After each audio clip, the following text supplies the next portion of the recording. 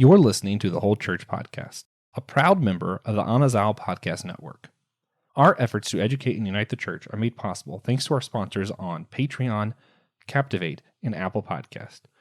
You could join them on one of those networks, or you can support the show by making a one-time tip on our Captivate website down below in the show's description. James 1, verses 5 through 8 in the Christian Standard Bible say, "Now, if any of you lacks wisdom, he should ask God, who gives all generously and ungrudgingly, and it will be given to him. But let him ask in faith without doubting. For the doubter is like the surging sea, driven and tossed by the wind. That person should not expect to receive anything from the Lord, being double-minded and unstable in all his ways." Here, James is in the middle of writing about trials everyone must face in life. He writes that we need to turn to God for wisdom in our trials, and that our trials will build our faith. After this verse, James even warns the reader not to attribute any temptations they face to God. This verse seems to condemn having doubts in our struggles. Pastor Will Rose, do you think the author's intent here is truly to tell the readers to continue on to what's next without any doubt? Fantastic question. And you know, us Lutherans have a weird relationship with the book of James, seeing that Martin Luther put it in the appendix of his New Testament translation in the German. He didn't like the book of James because that book was used against him a lot by the Roman Catholic Church to condemn him and to point out that he was wrong. But I like the book of James. I think it lifts up some real things that we need to pay attention to when we get caught up in kind of cheap grace, or that like, oh, I don't need to do anything because I'm saved by grace, and kind of get lazy. James calls us, holds us accountable to make sure that we put our faith into action. So when I see this verse and I see like, don't be like the surging sea and driven, tossed by the wind and waves, I'm like, hey, I'm also a surfer, not only a Lutheran, but a surfer. And I kind of want chaotic, wave-driven ocean, because that means it's fun. But I see what James is trying to say here in terms of you don't want to be double-minded, you want to be authentic, you don't want to go back and forth and be wishy-washy, but I don't think doubt is a sin. I think doubt and faith are great dance partners in life, and so I'm not scared of doubt. I'm not scared of authentic questions that sometimes arise when it comes to doubt, but I see what James is trying to say when don't be true and authentic. You don't have to be double-minded. Stay calm. Be a non-anxious presence in the midst of rough times. So I kind of see what he's saying there. I know I talked all over the place. I probably sound like a rushing sea tossed back and forth by waves, but those are all the answers that go through my mind when talking about the book of James.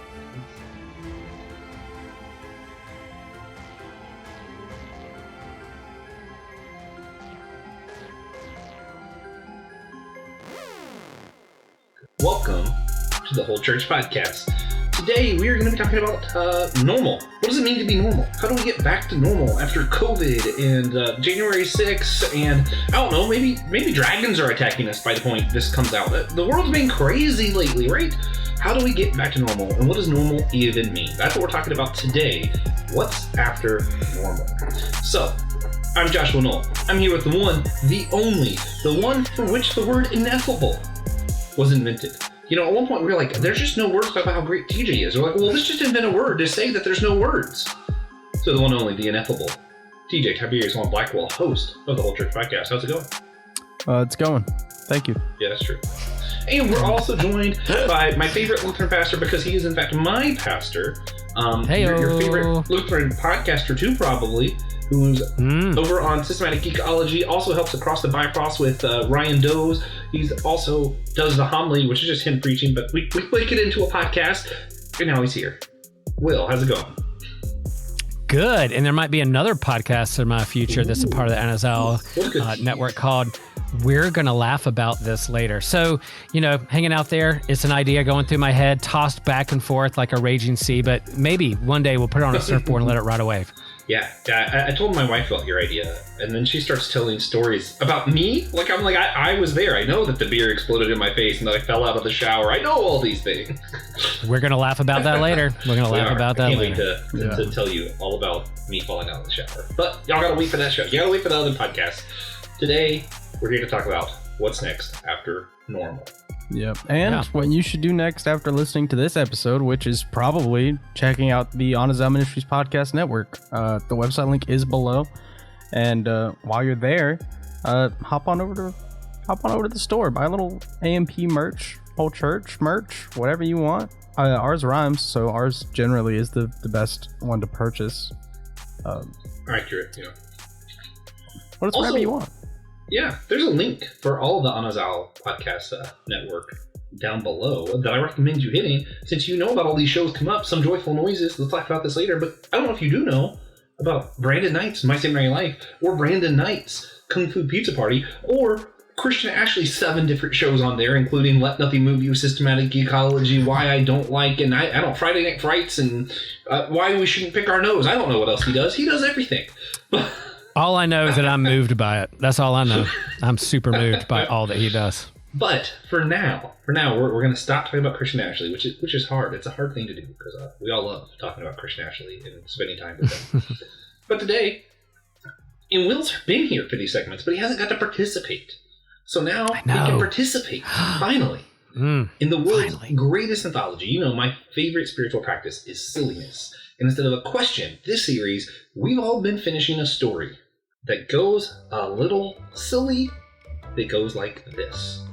Once upon a time, TJ was playing ping pong against a sea turtle on board a steam engine train when he... All right, Will, finish this story. TJ walks over to the sea turtle and rips off his mask. And come to find out, it's not a sea turtle. It's a jellyfish pretending to be a sea turtle. Oh gosh, the drama. Is TJ going to be stung by this jellyfish? Is it his nemesis? Is it a monster that's going to wrap him in his tentacles? Well, come to find out, that jellyfish then turns to CJ and rips off his mask, only to find that it's not TJ, it's an actual sea turtle. And sea turtles like to eat jellyfish, so that sea turtle who was pretending to be TJ eats the jellyfish who was pretending to be a sea turtle. The end. I gotta say, I love that. Yeah, that might be the only answer where we got at the end. Yeah. Well, I think we got an amen once instead of at the end when Tripp was here, but that's to be expected. Yeah. So there you go. To start us off, Will, this is a really weird episode. It's the last one in our series proper, before we do an outro and then a bonus one with systematic ecology. I think it's a really important episode. A lot of people like it was hard to name the episode because it's hard to even say what we're talking about. But I think there's a general feeling that people know what we're getting at. We're we're living in unprecedented times. Like we want to get back to normal after January 6th, after Donald Trump, after Sleepy Joe, whatever. After COVID, after the world. We just want it to be normal again. So just to kind of define terms, Will. What do you think is contributing to this feeling of anxiety? And how would you define the term normal? Wow. When I think of the word normal, I think of my grandma Burling, my grandma on my mom's side, who would often say, everyone else is weird. We're the normal ones. We're the only normal ones. Everyone else is weird.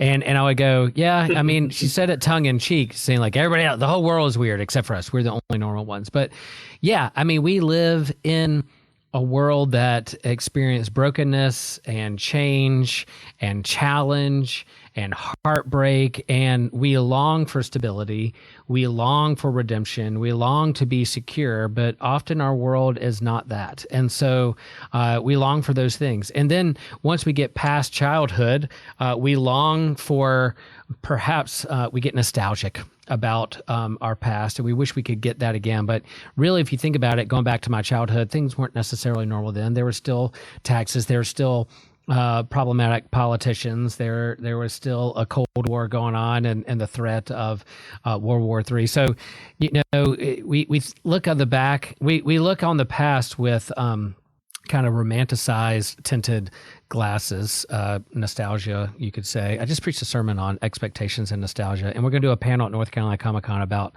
expectations and nostalgia within our fandoms. And I think how we talk about those things we geek out on, or the church, or our families, we wrestle with expectations and nostalgia. So I think, normal, we feel like normal is stable or normal routine, but our world is full of change, and it's not normal for very long if it is ever normal to begin with. Does that help a little bit? Yeah. So you'd say, like, what people are longing for when they say they want things back to normal is they just want things back to, like, the status quo. Yeah. I think status quo, but also I think, again, we'll talk about this in this episode that I share with my congregation a lot. It's like a lot of things that COVID exposed or accelerated, we were still wrestling with those things before. We just didn't quite know it, or we had the privilege of ignoring it at the time. But now we're faced with it, and we have to face those challenges head on. We were still wrestling with those things. Like my church wrestling with, like, should we pass the offering plates again? Maybe giving's down. Should we pass the plates? It's like, look, we were not arguing, but discussing and discerning whether to stop passing the plates before COVID, because a lot of people give online. They felt uncomfortable passing the plates because they were just passing it down, even though they know they gave their weekly offering. So I was like, we've already had these discussions, but we forgot about that because of time or because of challenge or whatever it is. Yeah. So this series, What's Next? It started off as a bit of a joke. We were running out of ideas for the show and what we should do next. And we were like, well, we should ask our guests. And we've talked to church leaders like you, and then a bunch of other church leaders from different backgrounds, traditions, ethnic backgrounds. We've spoken to people from all over the world. We've done church offices, worship styles.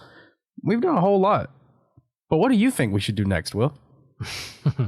I think the whole church should do a deep dive, deep study, Bible study / book study, bringing in all kinds of guests to have you all really study hard the Summa Theologica from St. Thomas Aquinas. I think that's exactly what, not Aquinas, Aquinas, that you should study that book and see what other people have to say about it. Yeah. But then we have a segment each episode, why Thomas Aquinas is dumb. Yeah. There are some bad ideas, but something else we're doing for What's Next. We're playing First Thoughts. So, Will, you've seen this happen. You know what the number means. I need you to pick a number, 1 through 26. We're going to go with lucky number 13. 13. That's not very lucky. Famously so. I'm going to give you that many words. Random order from the list that we have. You give us your first thought. It does not have to be one word. Just whatever your first thought is. Okay. So 13 words. We're going to start with Hanukkah. Festival of Lights. All right. And what about Imago Dei? What it literally means. Creating the image of God. Yeah, that makes sense. What about Dragon? Super cool. Super cool. God? A eternal dance of unconditional love and grace. Jesus. My favorite rabbi. Beowulf. The OG fantasy story. Money. Don't got none. Don't got none. Marvel. My favorite comic books. Banana. What I eat in the morning before I go swim. That's smart. That's a good thing to do. And what about Jack? You said Jack? Jack. He's a cool dude. Yeah, cool guy. Atonement. Complicated. Yeah. Trinity? The name of my church and the chief doctrine of the Catholic Apostolic Church that Thomas Aquinas talks about in Summa Theologica. We're going to go with one more here. We're going to go with poetry. I like it. I wish I could understand it better. Yeah. Hey, that's a good job. You do. I feel like you normally do give us your first thoughts. Yeah, there you go. I'm usually good with my first thoughts and gut instincts. They haven't failed me this far, TJ. Yeah, you can't doubt them.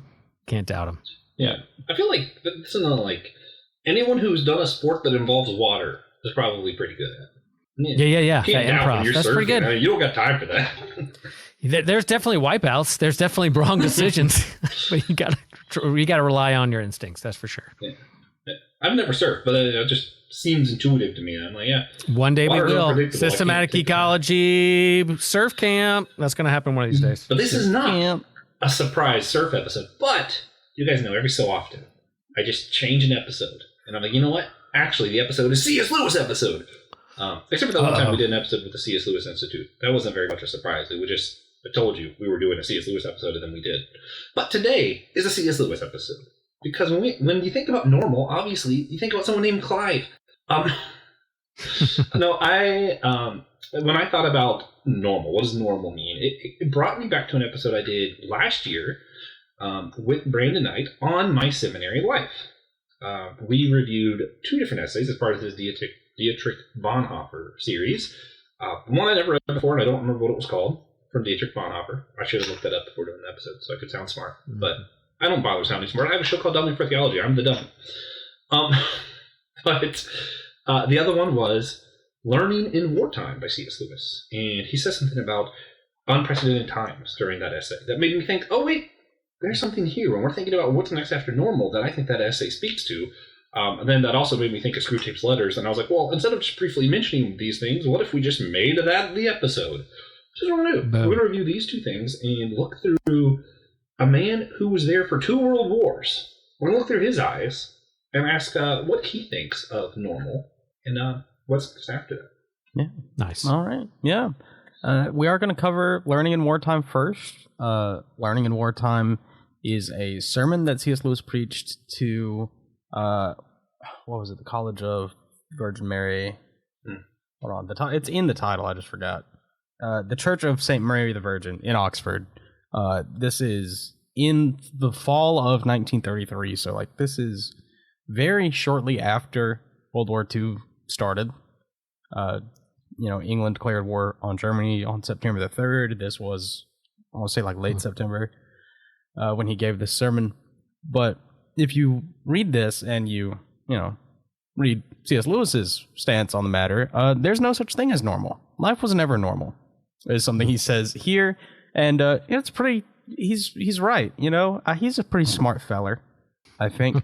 But he also covers a few things about, like, the issue at hand was, is it reasonable to continue an education during wartime? That's why it's called Learning in Wartime. And he took the stance that, yes, we have to. It's irresponsible not to. And he didn't say it in those words because that would be too simple.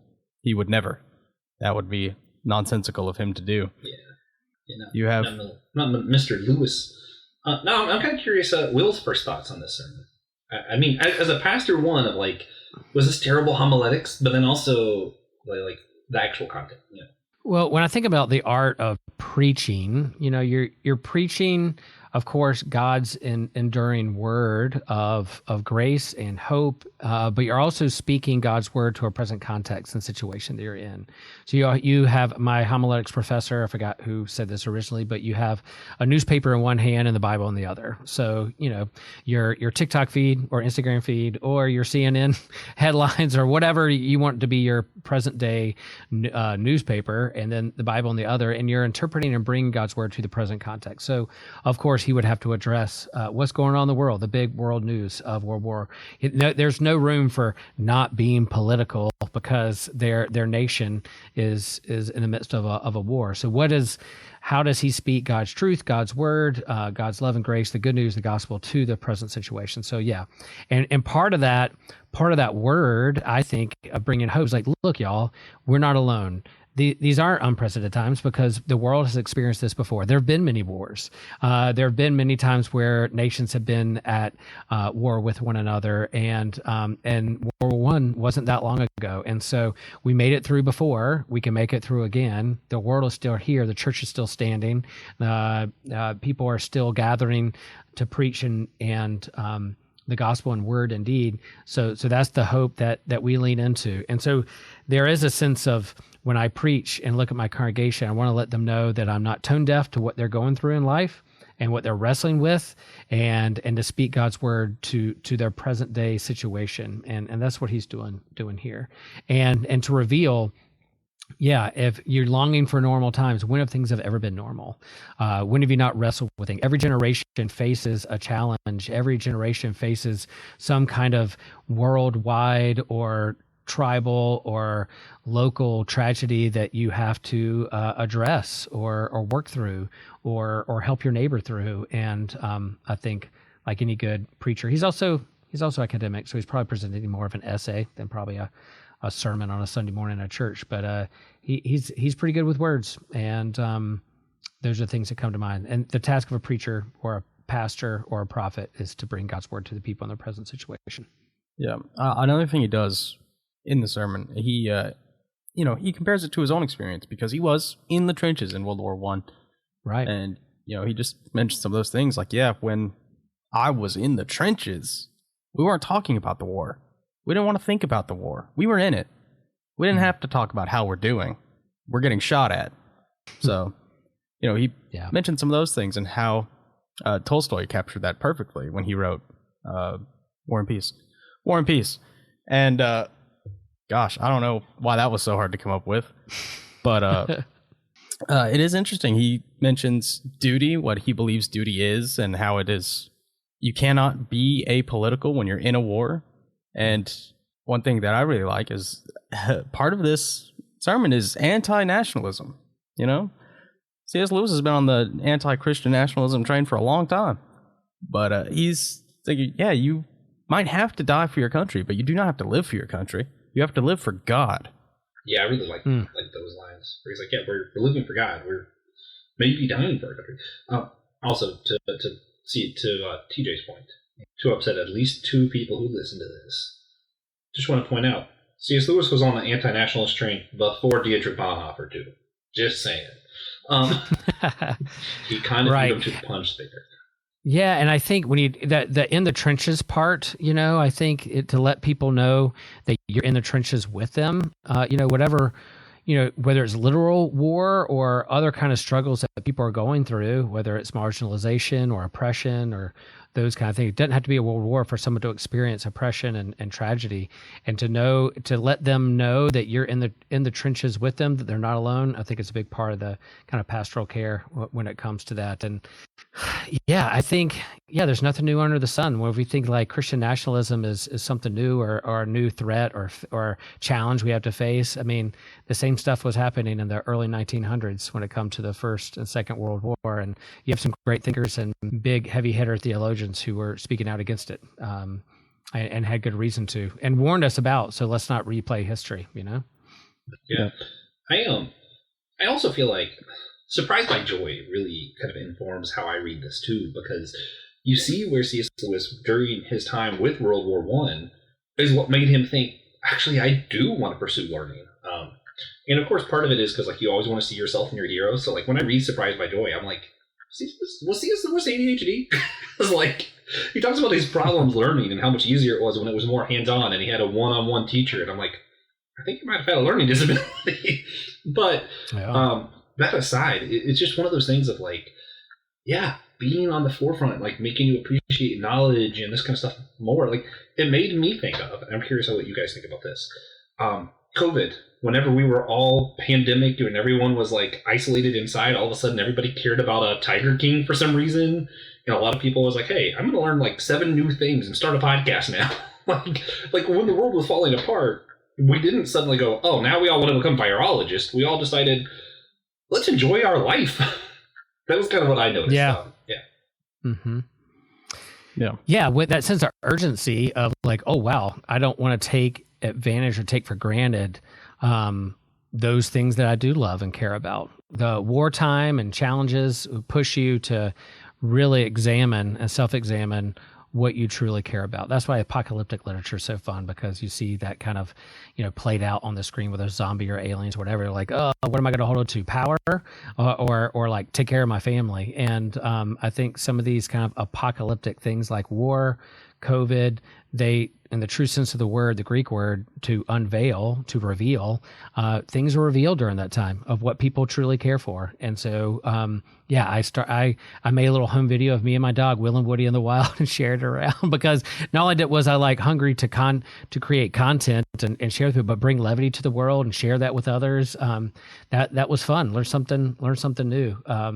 But yeah, I think, and it was in C.S. Lewis's own story of a person who did not believe in God, but then come to believe in God, coming out of the trenches, coming out of war. You would think he would he would double down that, oh, how could God allow this to happen? I'm going to double down. There is no God. There's no meaning. And yet it were these kind of challenging, unprecedented times or apocalyptic unveiling or revealed to him that perhaps there's something more. He longs for something more, and he saw that as God and reached for that and went down that path.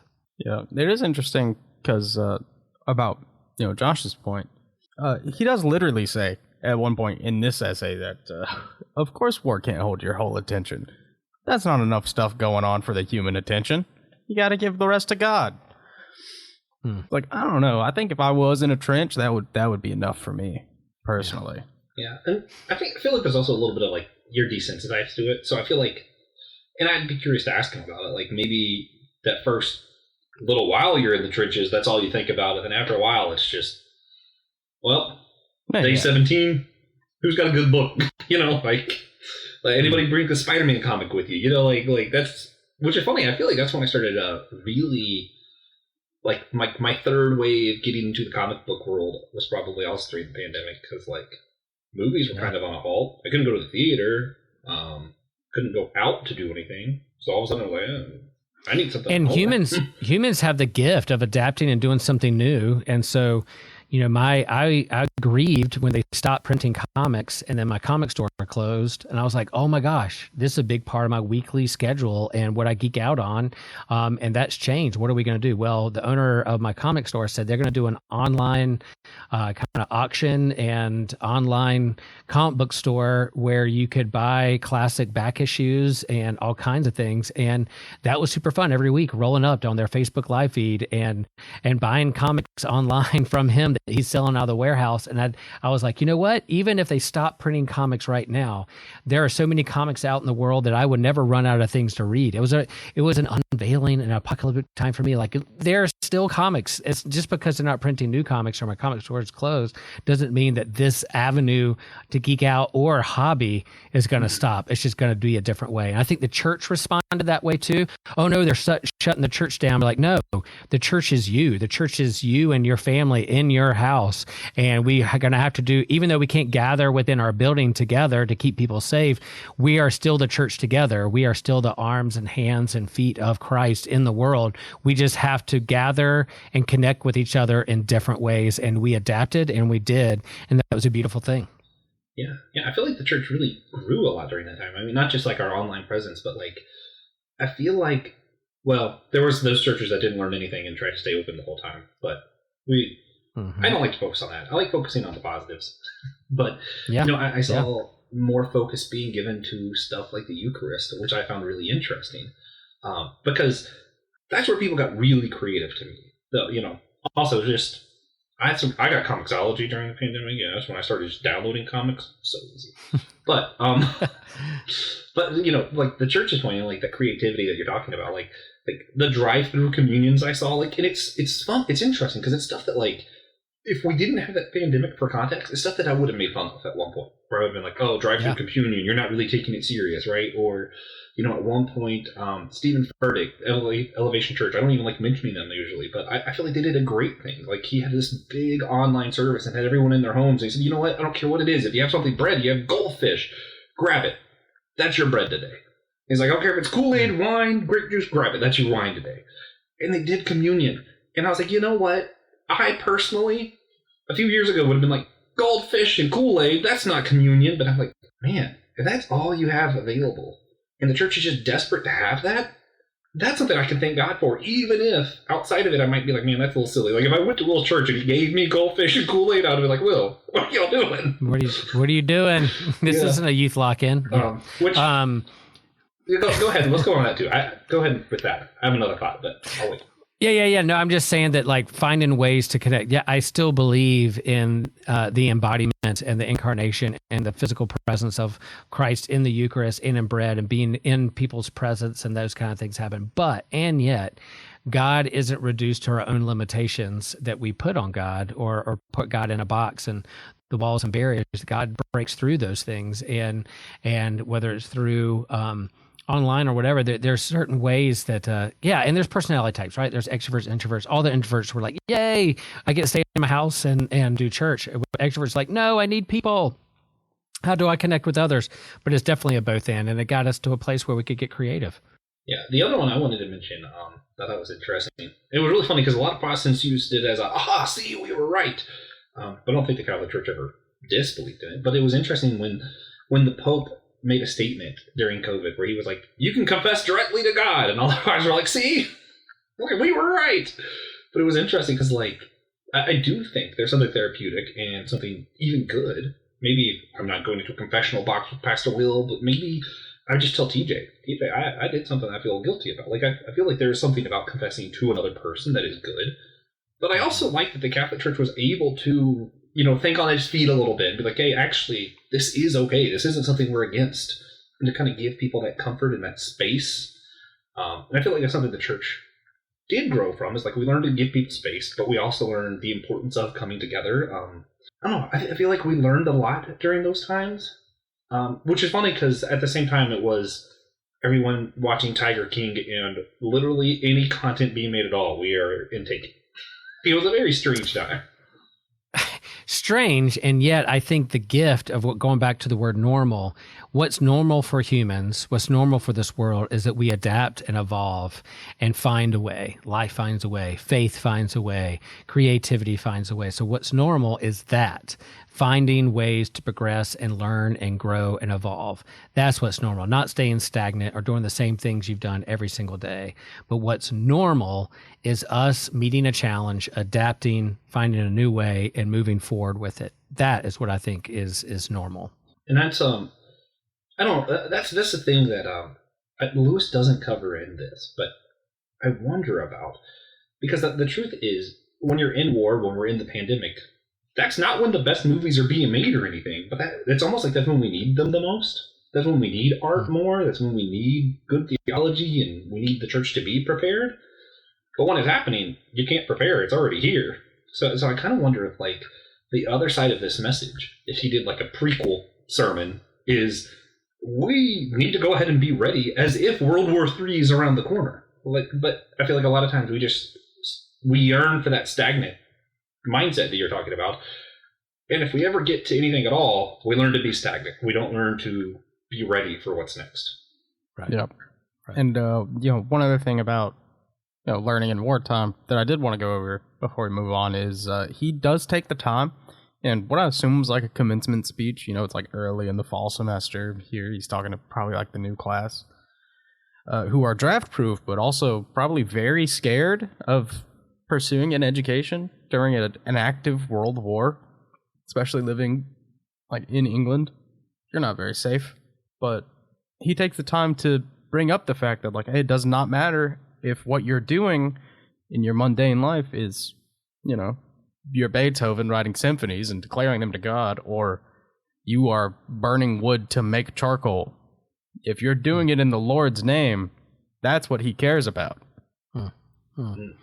And that's very Pauline in a sense of like, or vocational. Martin Luther preached it too. It's like, there's no hierarchy of importance. What God is calling you to do vocation, whether you're someone who picks up the garbage from your neighborhood, or whether you're doing research at CERN when it comes to quantum physics, like we all have our calling and gifts, and we're contributing to it. Do it for the Lord, and do it in a way that that God has called you to do that at that moment, or use your gifts and be available to do that. So whether you're a doctor helping someone in the war, or helping being a chaplain in the war, we all have our gifts, and that's Pauline. That's the body of Christ, and it's also a good theologian along the way to say you have a purpose. And I think that's part of the action. You have an action piece apart to this. What's the tangible action you can do to bring the thing? I think a preacher will also not only give the situation, the context, and speak God's word to it, but also hopefully give you an action or a call to action to go out in the world and be who God's calling you to be. And so I think that's what C.S. Lewis is doing here.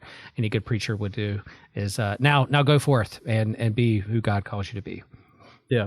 I'm glad even, 90 years ago, there were people in colleges being like, yeah, no, whatever your major is, it's just as good as the doctors.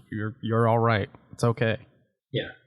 And it makes me go to, which I don't know why, I've been harping on this a lot lately. I think it's Philippians 4:18, where it's like, I can do all things through Christ who strengthens me. And a lot of people take that out of context and kind of preach this like, oh, you can go move mountains because Christ strengthens you, and you can go do this because Christ...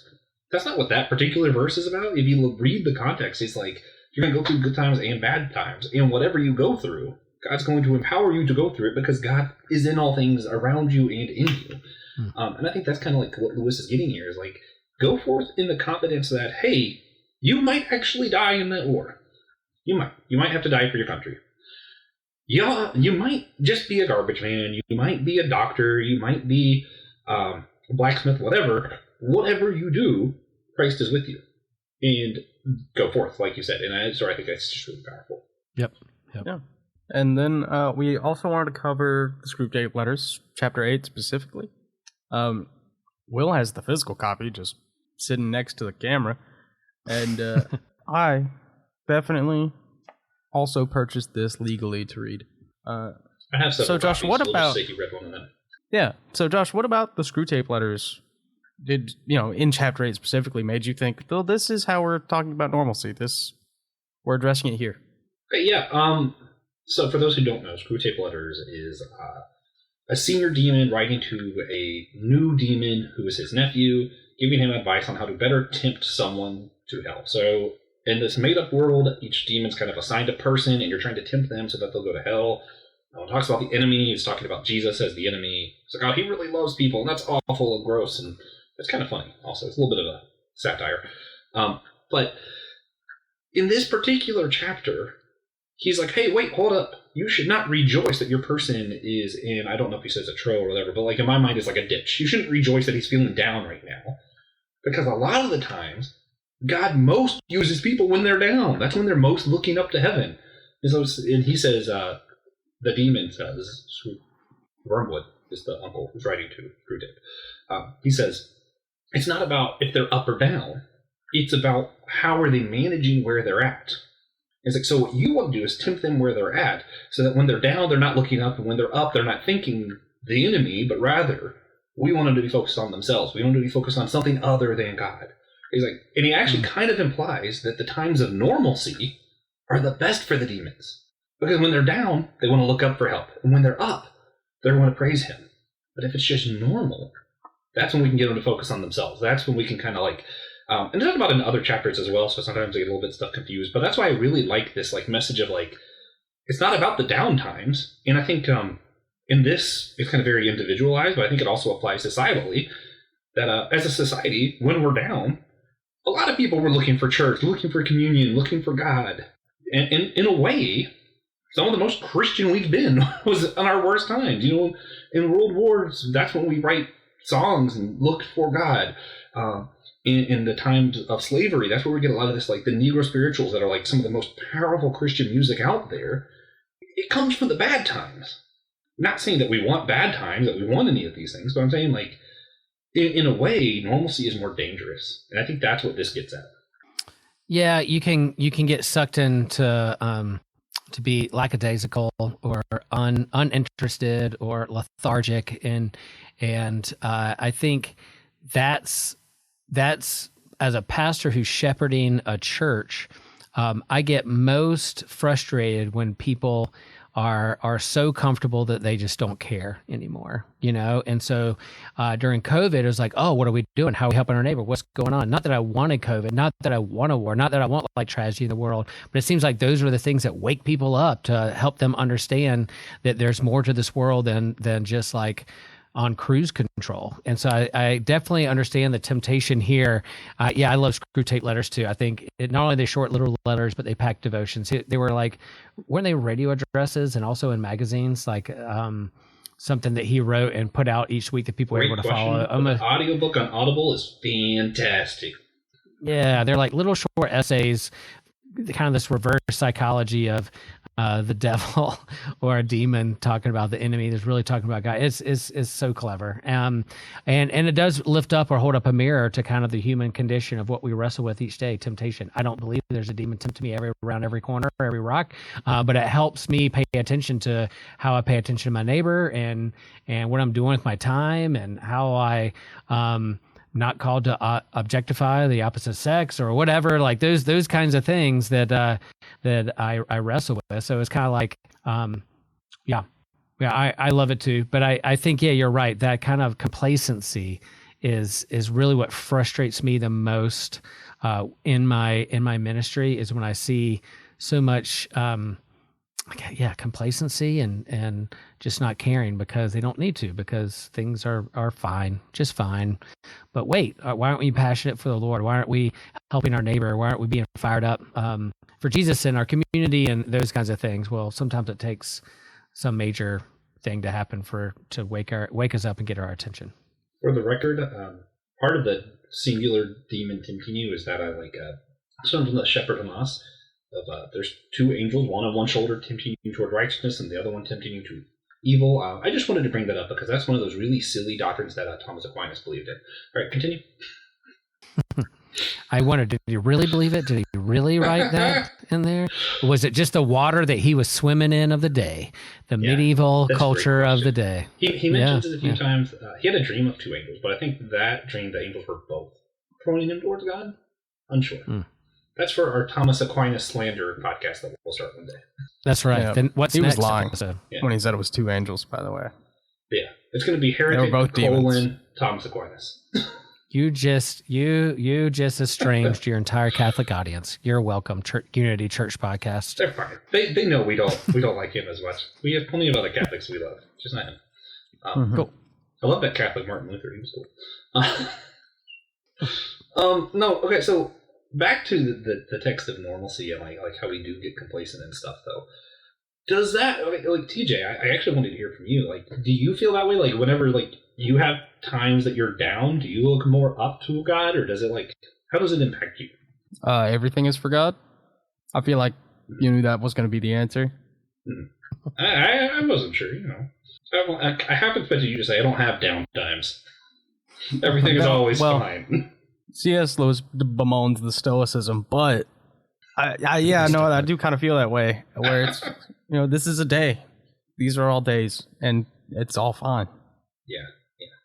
I mean, obviously, I don't believe like a demon's tempting me to evil or righteousness, or there's not like angels on my shoulders. That's not something I'm with. I actually don't think it's a terribly silly thought. I think spiritual warfare is talked about in the Bible, so I'm like, I don't actually think that it's that stupid. I just like to make jokes. But all that said, there's a lot of stuff in here that feels very common sense when you think about it. And I feel like that's what Lewis does really well. Everything he says, you're like, I could have come up with that. Why didn't I come up with that? Whenever he says it, you're like, oh, yeah, no, that makes sense. I don't know, though. I feel like, in a way, the times that I'm really up and I'm feeling good are probably the times I think about God the least. Like, I feel like the times of normalcy and the times I'm down are probably the times that I'm most thinking about God. But when life is good and I'm, like, really happy about stuff, that's usually when I just think about myself and how we can capitalize on this and make the podcast grow even more, or how we can, for me, it's harder to look at God during the up times, personally. Yeah, when you're looking for help, you always look outside yourself. When things are good, you like to attribute yourself to that. And like, look what I did. Look what I've done. Yeah, you attribute it to yourself. Things are going well. Look at my success. But if they aren't going well, you're like, oh God, why? And please help me. Why'd you put me through this? And God's like, wait, what? That I think that's at least how I kind of see it. So yeah, I think the great mystics and the ancients who are there, that the saints that we lean into or look up to, I think they have something to say about perhaps our spiritual highs and lows and where God meets us in all moments, and how do we tap into that, whether it's the dark night of the soul or we're at the peak of ecstasy, or even in the middle when things are kind of boring. God is still there, and how do we notice it? So that's practicing your faith, practicing spirituality, spiritual practices help you get through that. as just like as an athlete would practice all situations on the field or in the water or yoga or whatever. You're trying to train your mind, your body, your heart, your spirit, to be aware of God and to notice God, to be in tune with God in all moments. Yeah. And one other thought I want to pick both of y'all's brains on real quick concerning Screwtape Letters. Specifically chapter 8, when it talks about the slows, and I think as a community or country feels like we're in a trench right now. And what's interesting is like politically, I feel like people are looking to the Bible more than usual. Because they want to justify their sides. It's like, well, you guys think you're a Christian, but have you read this verse over here? And a lot of them is just like got yous. So I'm a little concerned about it, obviously. But then I'm also kind of like, it's interesting because suddenly people know who Dietrich Bonhoeffer is. Suddenly people know some of these Bible verses that they wouldn't have known otherwise. So even though it's done for like got you reasons, a little bit I'm kind of like, at least the Bible's out there right now. you know what I mean? Like, at least people are bothering to think about what it says instead of just going, well, this is the Bible side and this is the other side. Yeah, I think, there is that in the temptation of Jesus, even the devil can quote scripture, so it's kind of what is the right interpretation or how we interpret in a healthy way, understanding our own hermeneutics and our backgrounds of where we come from and the stuff or the junk or whatever we bring to the Bible ourselves, our preconceived notions, I think is important to be aware of, because anybody can find a verse and argue for their sides, but it's looking as a whole and how to interpret it for the good of the whole. Church, capital C, neighbor, capital N, society, capital S, not just our own little tribe, not just our own little people that agree with us. All right. Yeah. So getting outside of these two specific things and more to the larger question at hand, if we make it past some of the COVID-related stuff, like if we figure the COVID thing out, we all get our shots and we're less impacted by that. Not that we'll ever read a point where it's never impacting us. I don't think we will be. And let's say our political situation gets to like where Obama 2.0 and Bush 2.0 are the next people running instead of people who might cause a riot or want to eat pets or something. I don't know. All the crazy stuff. If we make it past some of that crazy stuff, is there a way that we can prevent the same polarization and misinformation cycles from occurring again? I'm cautiously optimistic. I'm a glass half full kind of person. I would say, yeah, I'm hopeful. I don't think there'll ever be a time when we're not wrestling with interpretation, wrestling with policies, wrestling with how to take care of our neighbor, because in the 1960s you had the civil rights, and we were wrestling with that. In the 1940s it was the World War. It was immigration back when it turns out it was the Civil War. When it comes to slavery, like every generation, I feel like has challenges. So even if we get through this, there's going to be something that we're going to have to wrestle with and think through, whether it's AI or whether aliens do come, or whether there is a political movement calling to go backwards when it comes to like women and people of color. Yeah, let's there's always going to be challenging times, but I think hopefully we learn and we're equipped to know that we can get through it together and we can tackle it head on. What I'm proud of with my particular congregation is if there was another pandemic, I feel like we could get through it because we worked together with other churches on Franklin Street, and we consulted with a doctor and a scientist who was employed by a local hospital, telling us how to take care of our neighbor and not fill up the hospital with people. And did we do everything perfect? No, but at least we listened to each other. We communicated with each other. We communicated with our congregation members, and we were doing the best that we could. And I'm really proud of how we work together as a church, capital C, in our little different denominations of churches on Franklin Street. But we could talk, but it might be something different. It may be, how we use technology or AI and false information or discerning those things, or another pandemic, or I've told my congregation, yeah, I'm very encouraged about this fall, about new staff members and students coming back, and a lot of things to be hopeful for. But come November with those elections, who knows what's going to happen and how people react. So we have to be ready.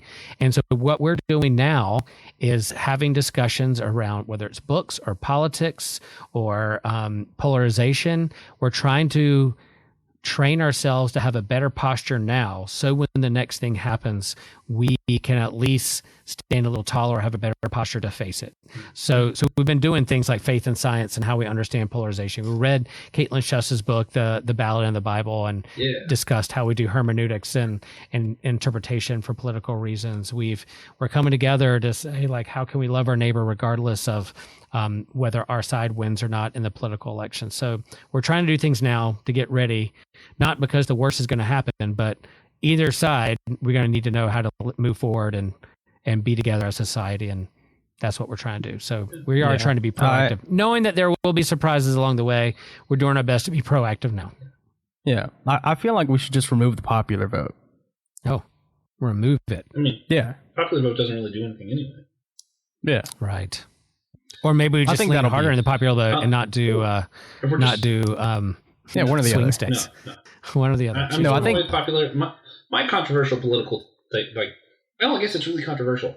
But the thing I think each state's electoral votes should coordinate percentage-wise with what the population of that state voted. Right now, we have an all-for-one policy, and I think it's stupid. We're like, oh, well, 51% of Florida went this way, then all of Florida is red.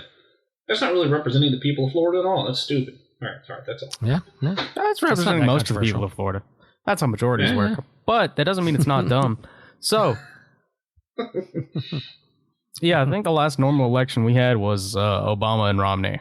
Ever since then, it's just been crazy. I just think if you get 5 electoral votes and it's 51%, maybe 3 of the votes should go that way and 2 should go the other way. So it's at least somewhat representative. That's all. I'm done. That would be close. This is not a political podcast yet. You could change that. The whole, the whole political podcast. Yeah.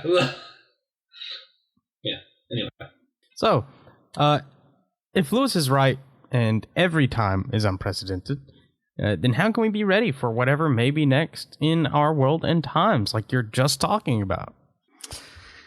I think that we just have to have an understanding that we live in a broken world and things break.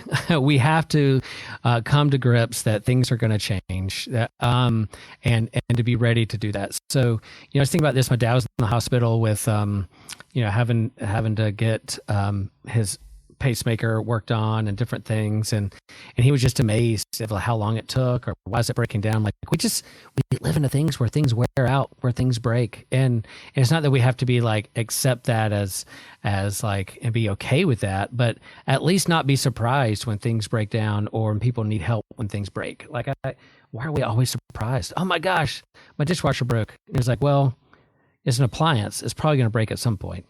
So let's just be real and understand that together, and metaphorically or literally things break. So, let's be ready and be there for each other. I don't want to do the kumbaya. Well, let's just all hands and get along, but at least have that awareness and then be ready to help our neighbor who's in need and see them as a beloved child of God, just like you are. So, yeah, and that's hard when there's a sense of urgency when there's a whole group of people being marginalized and the other person's whole political campaign is to tear you down. That can be really scary for folks. But yeah, I think how do we prepare to help others not just in the future but at this moment?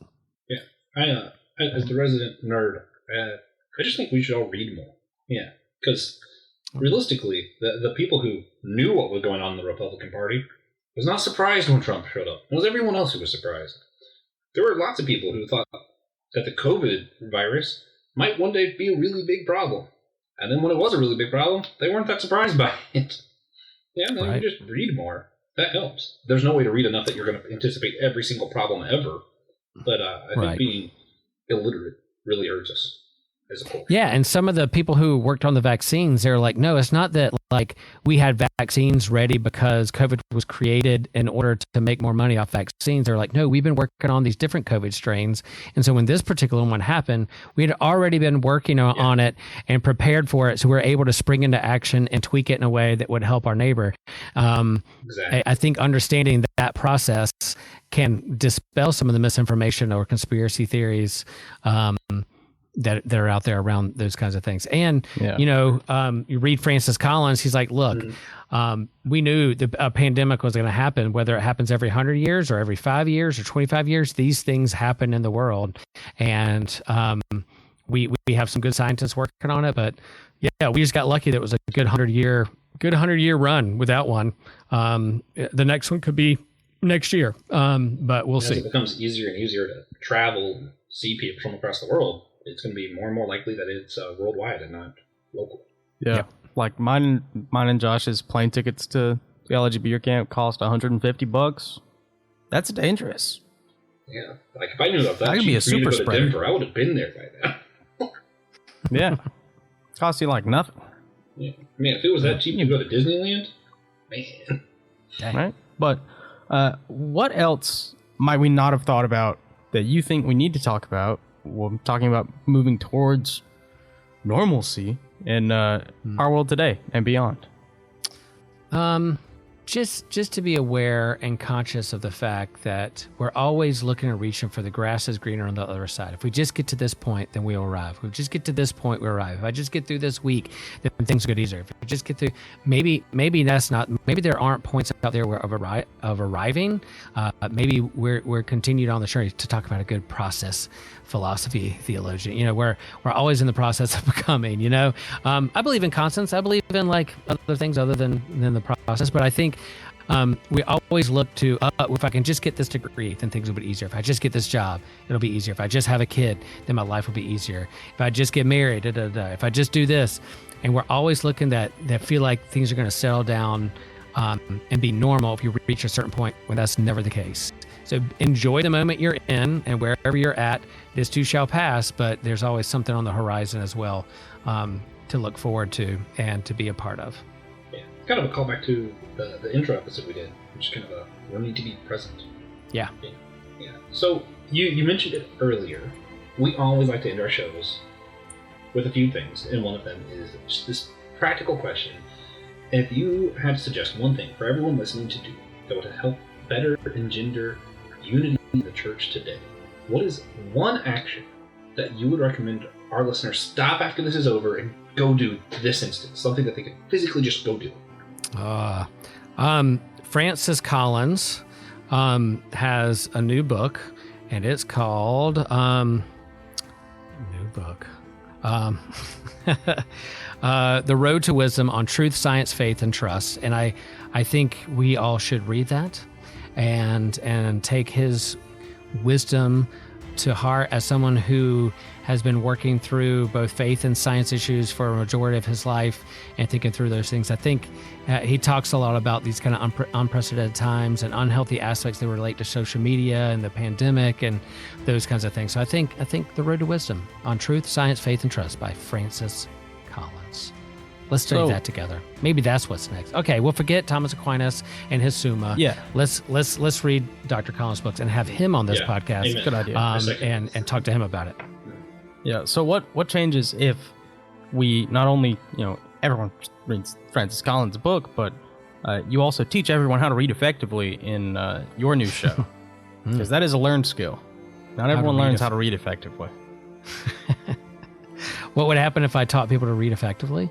And we read Francis Collins, but mostly the thing you said. Yeah. I think there's a common, not that we all have to believe and do the same thing, but I think there's a common understanding among us, and that there's a bigger picture out there that we're all a part of, and I think that would be. All right. So before we wrap up, we like to do something we call our God moment, and you've done this before, I'm pretty sure.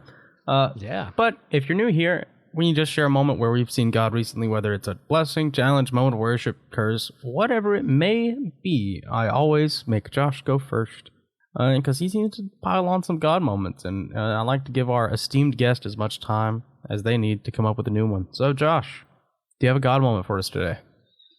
Yeah, so we're backstocking and ramping up to do this new podcast as part of the WWII Podcast Network. It's probably come out by the time this releases, if I'm thinking right. It's called Some Joyful Noises. And one of the episodes involves me picking a favorite worship song that's early 2000s. And I don't remember all of them, so I was re-listening to them.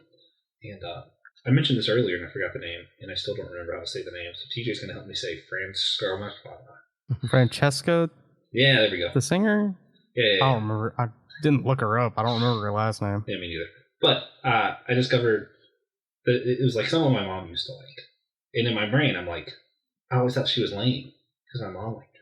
And I'm listening, I'm like, oh, actually, these music's good. And most of the theology I don't think is stupid, which it turns out is really difficult for me to find songs that are Christian that I'm like, that theology is problematic. So it's nice when I find one that I don't have to criticize. Francesca Battistelli. Yeah, there it is.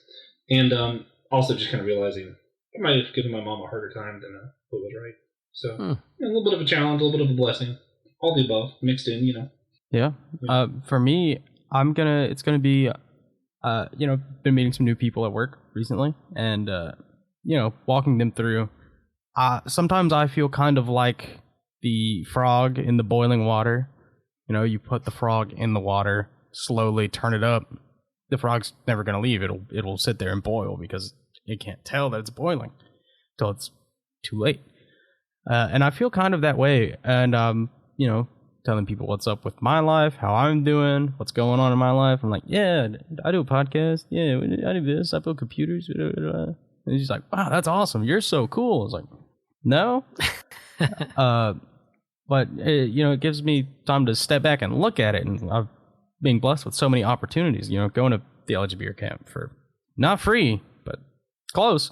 Having opportunities to sit here and speak to people from the comfort of my own room. It's pretty nice, but there's a lot of blessings that go around, and it's easy to miss them if you aren't paying attention. That was a good one. You should have went first. Nope. Will, do you have a God moment for us this week? Yeah, did I tell you guys the parable of the lost duckling yet? Yeah, that was your God moment 2 weeks ago. 2 weeks ago. Okay. My bear story of being almost mauled by a bear in the woods on a camping trip. You've teased us with that a few times, but I don't think you've... Okay. That might be the first episode of we're going to laugh about that later. God moment. Yeah, I'm just going to, all right, so I'll shift a little bit. We've been having some staff transitions at church, but our new campus pastor, Pastor Katie Elkins here, she is fantastic. And when we started this new process of getting a new campus pastor because Pastor Mark retired, of course you're nervous. Things are going to change, unprecedented times. I'm used to working with this person. How are things going to be different?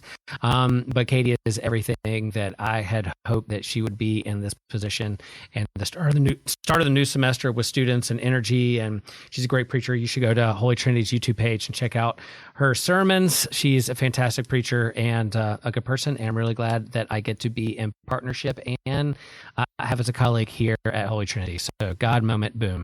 And her ordination service. She was just ordained this past Friday. You can go to that YouTube on our YouTube channel. It's got like 190 views already, and it's just because it's like an hour and a half of like high church bishops and pastors and ordination, and super fun, super good. And the preacher is a homiletics professor at Duke, and she killed it. She killed it. What do you think he would think about C.S. Lewis's sermon? Who? The homiletics preacher from Duke. Oh, it's a she. See, there you go. There's that inherent sexism about preachers. Bigot. No, I'm just kidding. You're a terrible person. No, she is. I would be curious if she read that and would probably look at it and get, yeah, for his time back in the 1930s, it's not a bad homily and sermon. Yeah. I would think that it's got the elements there for a good sermon. Yeah. So, if you liked the show, please consider sharing it with a friend. You could also share with an enemy, share with a cousin. Yeah. Those are really the only 3 people groups. Family. That's cousins. Friend and enemy. Yeah, but like there's some pets. That's not cousins. Pets. No, you should be friends with them. Oh, okay. Pets also your friends. Or your enemies. It really what if I'm depends. a friend of God? Is there a way I can send this episode to God? Yeah, we can record it. I like it. We'll try it. God was there, is there, and will be there every time in the midst of this moment. Anytime you're listening every time to this is played. God is there. God was, is, and will be. Yes. Yep. And if you'd like to support the show, but you don't want to see Josh and I take our Scrooge McDuck money shower, you could always rate and review the show on Podchaser, Apple Podcast, Spotify, whatever. Just rating the show is super, super helpful for us, and also super cheap. Yeah. Yeah, I concur. Also, check out other shows on the WWII Podcast Network. We mentioned a few here. Some Joyful Noises. Soon to be, we'll laugh about that later. Systematic Geekology, Dummy for Theology. What's one I don't usually mention the Bible After Hours. That's cool. Check that out. Yeah.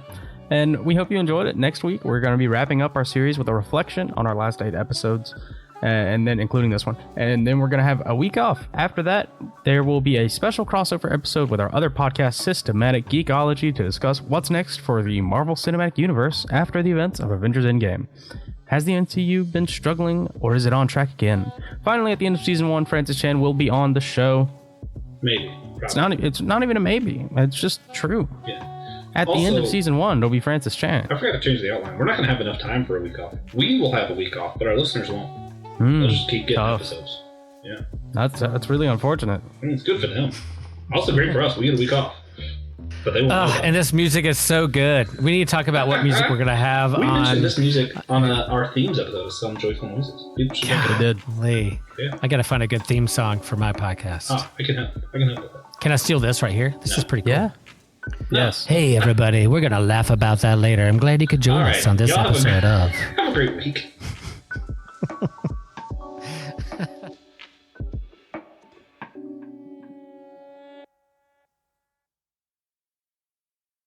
Thank you for listening to the Whole Church Podcast. We hope you enjoyed the show. Remember, you can always sponsor our efforts to educate and unite the church on Captivate, Patreon, or Apple Podcast. If you're not into the subscription thing, again, you can leave a one-time tip on our Captivate website down below in the description notes. Thank you again, and please come back next week.